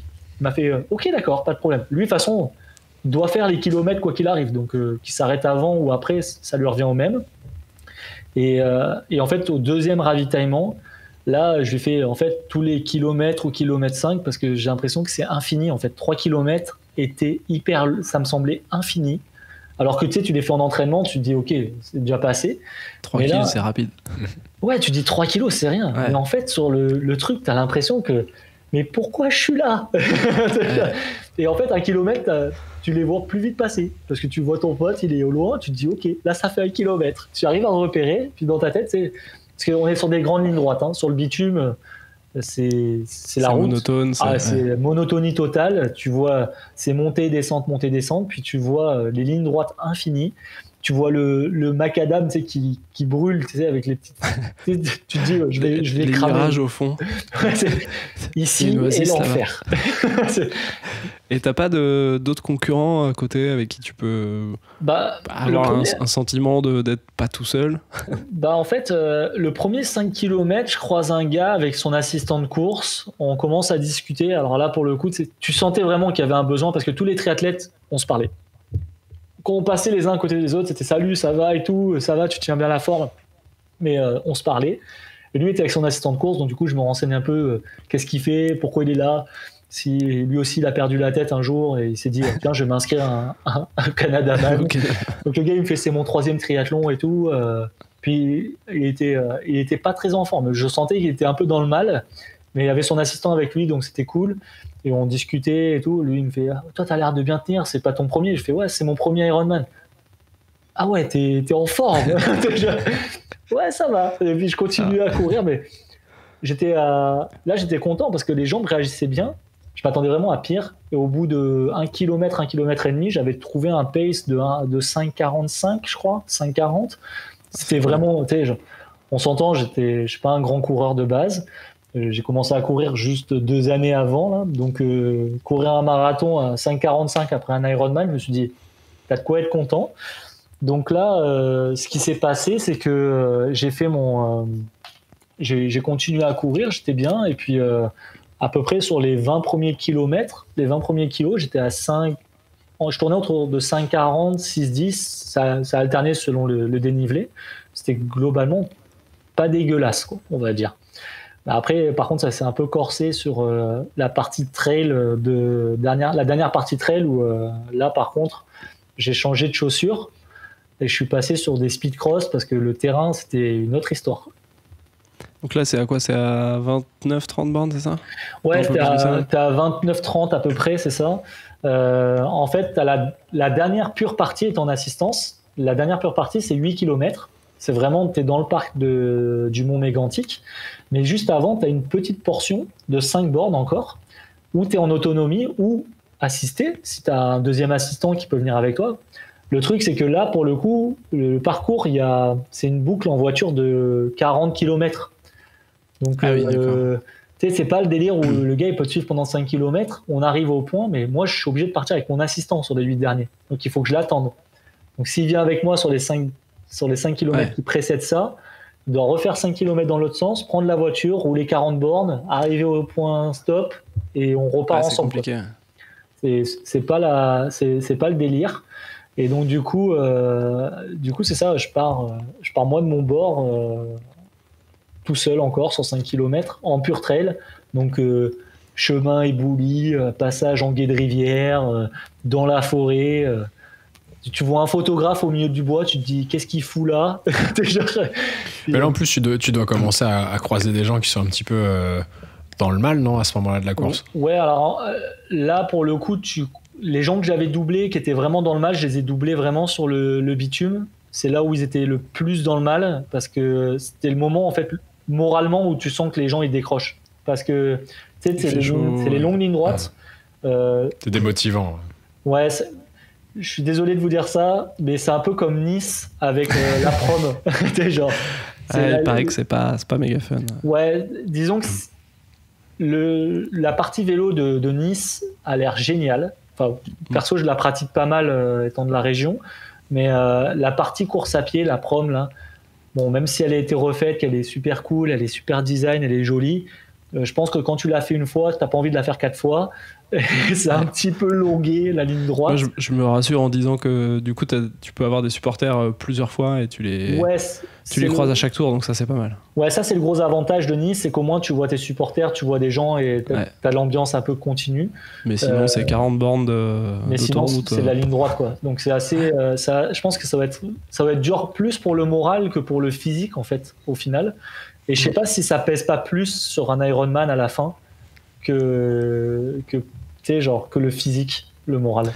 C'est pour ça, moi, je vise le marathon en 2,30, comme ça, on n'en parle plus. Tranquille. Voilà. Ça se fait, hein. En s'arrêtant pour une pause pipi, au moins. Ouais, et pour les photos. Et pour la photo. Comme ça. Non, bien sûr. Non, c'est ça. Et, dernière partie, ouais, trail assez hardcore sur le Canadien. Et du coup, l'arrivée, comment ça se passe? Il y a quand même une forme d'effervescence un petit peu, ou étant donné que c'est quand même une course où il n'y a pas énormément de participants, c'est assez confidentiel, surtout que je suppose, vu la longueur de l'épreuve, que les gens arrivent sur une plage horaire qui peut être assez large. Est-ce que tu arrives quand même à avoir un peu ce sentiment de satisfaction quand il y a un peu de monde qui t'applaudit à l'arrivée? Ouais, t'as quand même Bon, c'est sûr que t'es loin de l'effervescence. J'étais au championnat du monde de Ironman 73 en tant que supporter. À Nice, franchement, l'ambiance, c'est malade, quoi. Genre, je me dis, là, t'es coureur, mais t'es cool. Porté, en fait. T'es vraiment porté. T'as juste envie, c'est de défoncer ton chrono. Moi, à la fin, de toute façon, quand il y a du monde, même si t'es pas bien, t'es obligé de courir bien droit, quoi. Ouais, t'as ton côté fierté. Tu te dis, ok, c'est bon. Là, tu sais, genre, t'es comme ça. Quand on peut vraiment plus. Là, c'est révélateur. Non, mais tu trembles de ouf, t'en peux plus, t'es au bout de ta vie, tes cuisses, elles ont déjà abandonné, mais toi, ta tête, tu planes, donc là, c'est quelque chose. Là, pour le coup, ce qui te fait planer, c'est de voir la ligne d'arrivée quand même, parce que t'es quand même la satisfaction. Tu sais, quand je suis arrivé aux 8 derniers kilomètres, même si c'était la dernière rando, j'appelle la rando parce que je pense que c'est là où j'ai tué mon pace sur la course à pied. Je crois que je tombais à 9,43 du kilo, donc c'était dégueulasse. Ah, mais c'est plus de la course à pied, quoi. Ouais, non, c'était horrible. Et là, pour le coup, c'est vrai que quand tu arrives, tu as cette satisfaction. Déjà, à 8 km de la fin, tu sais que tu vas le finir, en fait. Au final, je me suis dit, là, c'est sûr, je vais pousser à bout et je vais le finir, ce truc. C'est pas possible à 8 km de la fin. Oui, au pire, il te reste 2 heures de marche, au pire, quoi. Ouais, peut-être. 2h30. Au final, ça s'est bien passé, hein, 2h05 à sec et 2h11, je pense, pendant l'épreuve. Donc c'était relatif. Ouais, mon pote a halluciné, il m'a dit, mais t'as pris un cours de trail en 2 semaines, parce qu'on avait fait 2 semaines avant le repérage. Il m'a fait, mais qu'est-ce qui s'est passé? Tu as pris le chemin par cœur, tu connais tous les cailloux?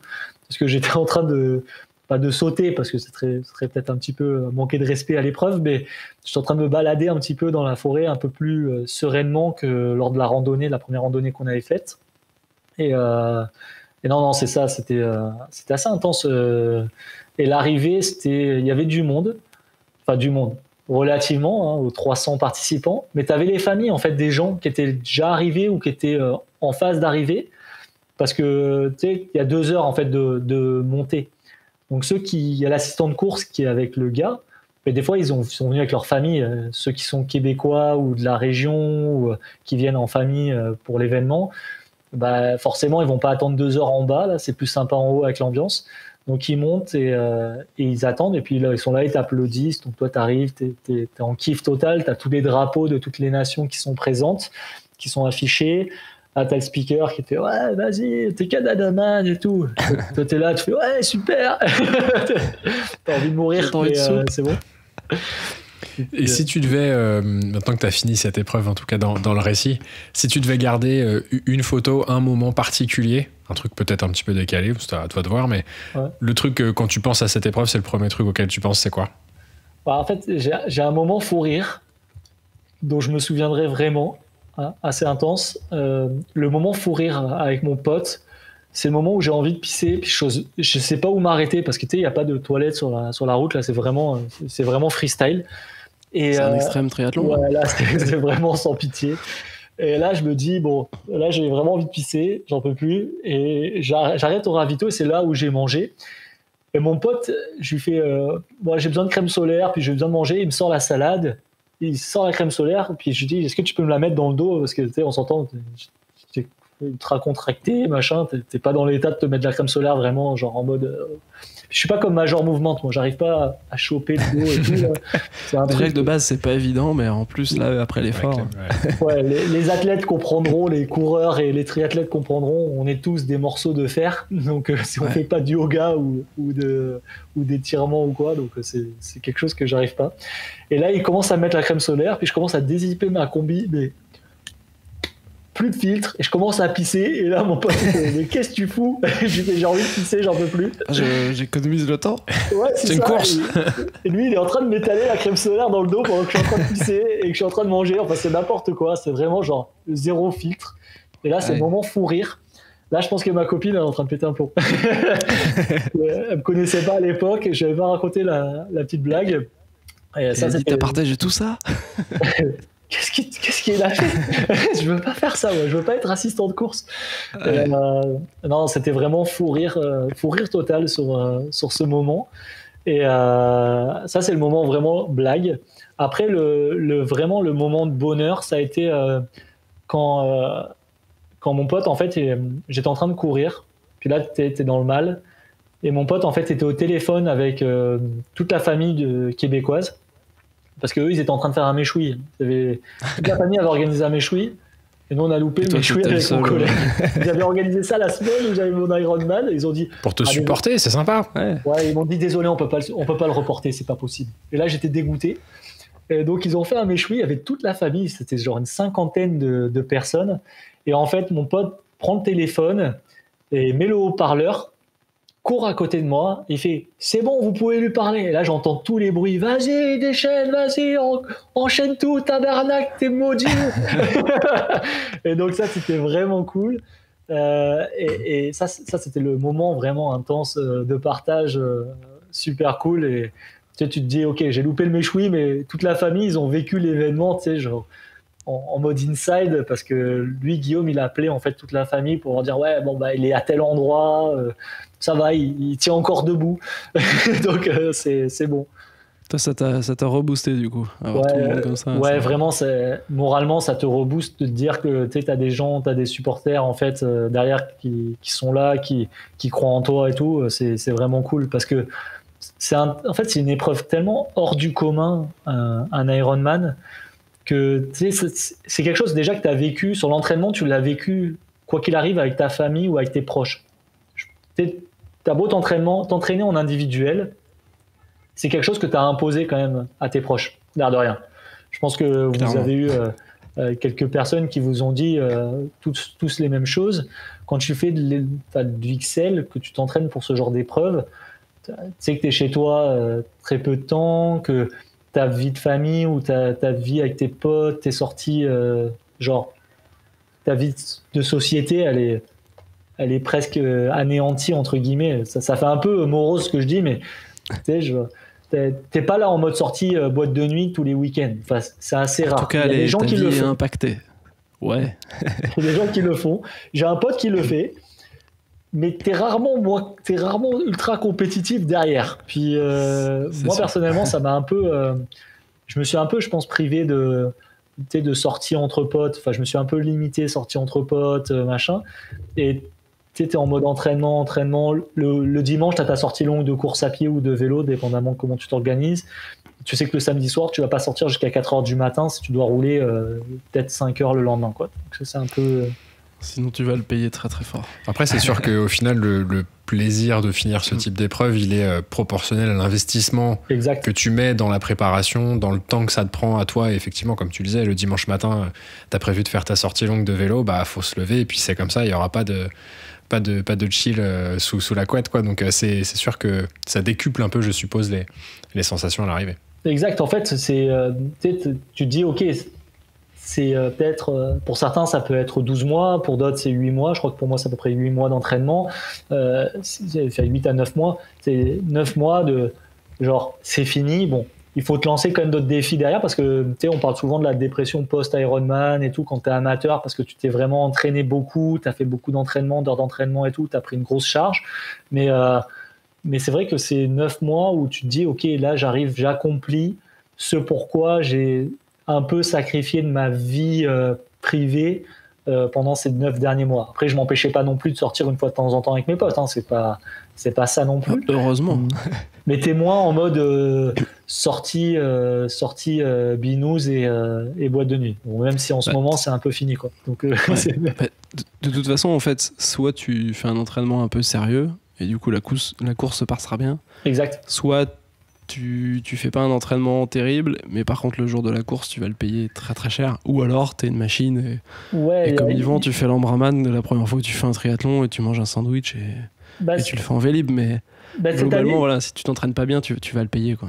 Exact, t'as des gens comme ça en fait, t'as des gens qui ont cette habileté de pouvoir être performants même sans s'entraîner forcément. Là, franchement, quand j'ai écouté votre podcast sur l'Ambraman, le gars, c'est un malade, quoi. Je me dire, mais le gars, il est fou, quoi. Mais en fait, au final, c'est impressionnant. Mais je pense qu'on connaît tous à peu près nos capacités physiques. On se fixe des objectifs pour pousser un peu nos limites. Mais je pense que si on fait ce genre de défi, c'est qu'on sait un petit peu qu'il y a moyen qu'on les mène à bout. Donc théoriquement, tu sais que ton corps il est capable, mais qu'il va falloir quand même un peu de rigueur. Mais c'est pas non plus avoir de la rigueur, c'est pas non plus se priver de vie de famille ou quoi. Hein. C'est pas ce que je dis, mais c'est sûr que c'est du sacrifice quand même malgré tout. Il faut que si tu vis avec quelqu'un, il faut que cette personne elle soit préparée à se dire bon bah les week-ends ça va peut-être être moins le fun que s'il n'avait pas ça. Et bon, 2020 c'est un peu particulier. C'est quoi tes grands challenges pour l'année prochaine? Je m'entraîne, honnêtement là, je m'entraîne pour le plaisir. Je pense que c'est devenu vraiment un plaisir le triathlon au fur et à mesure. En 2018-2019, je pense que si vous avez vu un peu sur la chaîne YouTube, j'ai un peu voyagé. Je suis parti en Nouvelle-Zélande, donc j'ai pas mal fait de rando. J'ai profité là-bas. J'ai pas vraiment entraîné à la carcasse du triathlon. T'as fait des super photos. On a vu les images. Ouais, les spots Nouvelle-Zélande, les gars, là. Si vous voulez partir à un endroit de ouf. Je l'ai fait, j'ai eu cette chance. Ouais, c'est assez incroyable. Ça a l'air joli. Ouais, c'est magnifique, franchement. Après, c'est sûr que c'est vraiment randonnée. Mais les spots sont magnifiques. Après, c'est assez répétitif, dépendamment de là où t'es.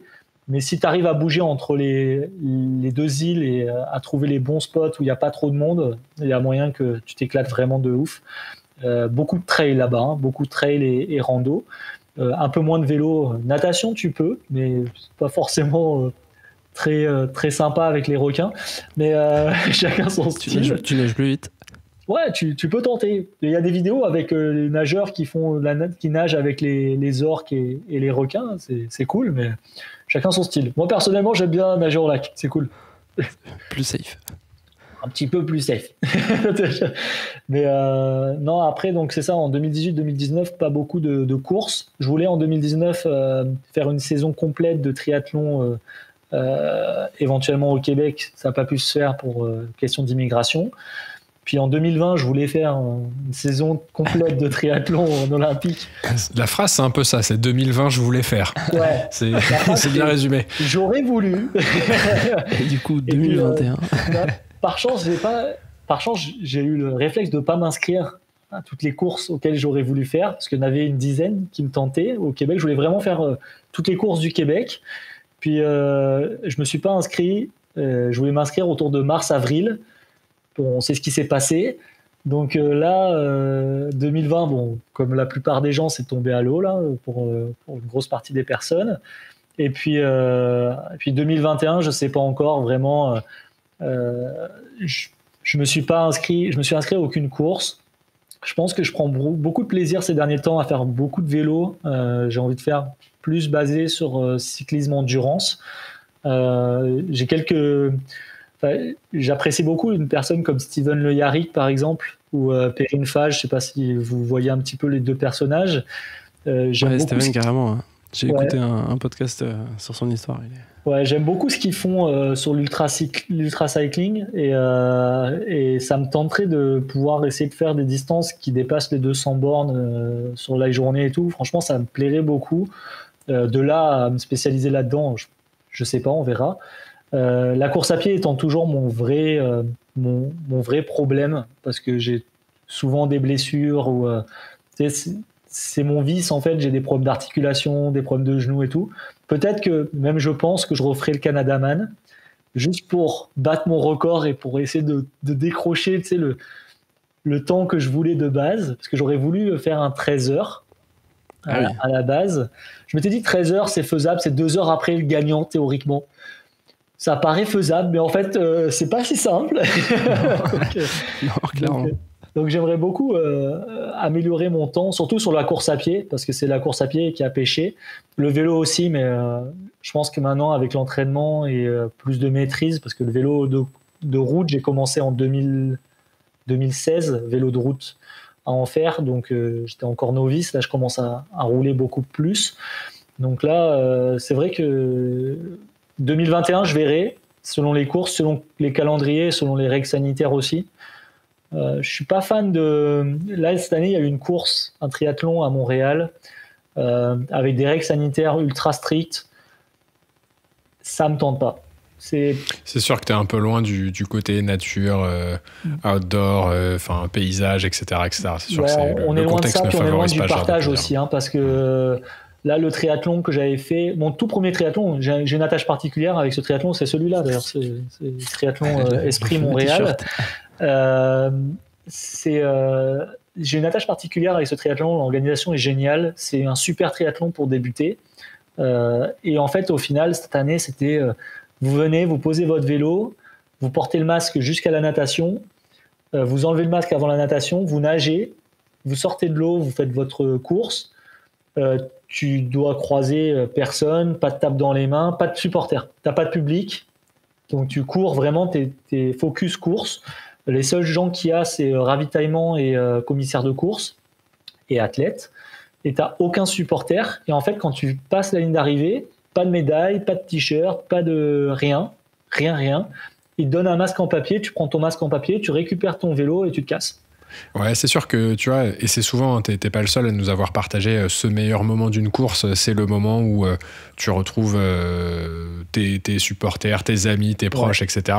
Et au final, c'est vrai que c'est un petit peu dénaturé en tentant de réaliser les épreuves comme ça. Après, ça se comprend d'un point de vue organisationnel, et il y a sûrement des gens pour qui le côté finir l'épreuve est suffisant.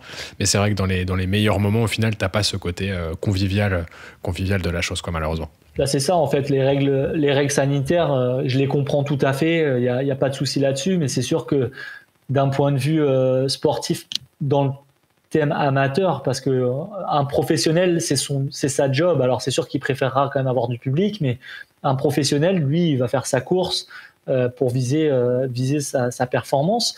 Un amateur peut viser la performance aussi, mais pour moi, mon intérêt, je sais que je finirai pas forcément sur le top 3 overall, donc je vois pas trop l'intérêt d'aller participer à une course juste pour être chronométré. Je préfère faire du triathlon par pur plaisir. Je préfère me dire, je vais en lac, je vais me faire un 3 km 8 de nage, puis après je vais faire un 180 km de vélo avec mon pote, et je vais finir par un marathon, et j'aurais fait mon Ironman, tu vois, en off, quoi. Ouais, le côté partage, finalement, quoi. Ouais, c'est ça. Sacha, merci beaucoup pour ton retour d'expérience et ton expérience qui nous a permis de découvrir finalement le Canada Man. On est ravis d'avoir pu partager ce moment avec toi. Tu le sais, parce qu'on en a parlé un petit peu en off. On a une question qui tient beaucoup à cœur à Thibaut, qui n'est pas là, qui n'est pas avec nous aujourd'hui. Ouais. Quelle est ta bière préférée ? Alors, elle peut être canadienne. Ouais, j'ai le droit à 2 bières. On espère qu'elle est canadienne. T'as le droit à 2 pour les expats. On a le droit à 2. Alors, ouais, parce que en fait, dans le sud, j'ai découvert à mon retour la brasserie du Comté sur Nice. Et là, ils ont sorti une édition qui est la Montacala.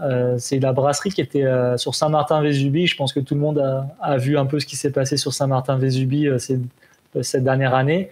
Et donc, la brasserie du Comté, j'aime beaucoup leur bière. C'est sympa, puis c'est de Nice, hein, donc on est dans le coin. Local. Après, quand je suis au Québec, là-bas, c'est des adeptes de la bière. Les gars, vous voulez faire un parcours bière, ils ont la route de la bière. Donc autant dire que vous aimez ça, c'est la fête. Ils font des bières à base de poutine, c'est incroyable. Ouais, non, mais ils font tout à base de bière, c'est incroyable. Ils font de la viande à la bière, des hot dogs à la bière noire. Enfin, tu te dis, ok, la bière, c'est leur patrimoine, truc. Quoi. Le vin, c'est trop cher, la bière. Ouais. Et donc, là-bas, j'ai ma petite brasserie Saint-Ambroise, et ils font des éditions limitées à la citrouille, à l'érable, à l'abricot, à la framboise. Donc, franchement, des super bonnes bières. Certaines tapent un peu, là, 9%. C'est une bière normale pour eux. On tape sur de la chouffe un peu quand on est en Europe. Mais c'est de la bonne bière. Saint-Ambroise. Saint-Ambroise, du coup. Ouais, Saint-Ambroise. Super, c'est noté. Ça a été mon arrêt de métro pendant longtemps. Du coup. Rien à voir avec la bière, mais le nom est le même. Exactement. Ouais, je pense que vous pouvez la trouver en France. Hein. Il me semble que sur certaines microbrasseries qui vendent international, vous pouvez trouver ça à l'occasion. Est-ce qu'on peut te suivre sur les réseaux sociaux ? Oui, tout à fait. Vous pouvez me suivre sur Instagram. Je crois que c'est comme ça que je vous ai contacté. Donc Sacha BRCT. Voilà. Et puis après, je suis sur YouTube. Je crois que c'est à peu près, c'est mon nom et mon prénom. Donc Sacha Bricou. Exactement, je vous recommande la chaîne, les vidéos sont très très bien faites, beau travail de montage sur les vidéos. Et si vous voulez découvrir un petit peu la Nouvelle-Zélande justement, moi ça m'a permis de revivre un petit peu certains treks et tout, c'était très sympa. Ah bah c'est cool, si ça t'a permis de revivre une belle expérience, c'était le but recherché, partager le moment sur la montagne. Et nous, Mélène, est-ce qu'on peut nous suivre sur les réseaux sociaux ? Tout à fait. Geoffroy n'est pas là, donc ça va être difficile. Je crois que c'est PPTC. C'est ça. Exactement. C'est PPTC_Tree, si je dis pas de bêtises. _Tree. Et sur Strava, c'est PPTC tout simplement. Tout à fait. Voilà. N'hésitez pas à nous rejoindre sur les réseaux sociaux. Merci beaucoup à nouveau pour ton temps et pour ton expérience. C'était un vrai plaisir. Merci. Et puis n'oubliez pas que l'important, c'est le club. C'est le club. C'est le club. À très vite. Ciao. Merci Sacha.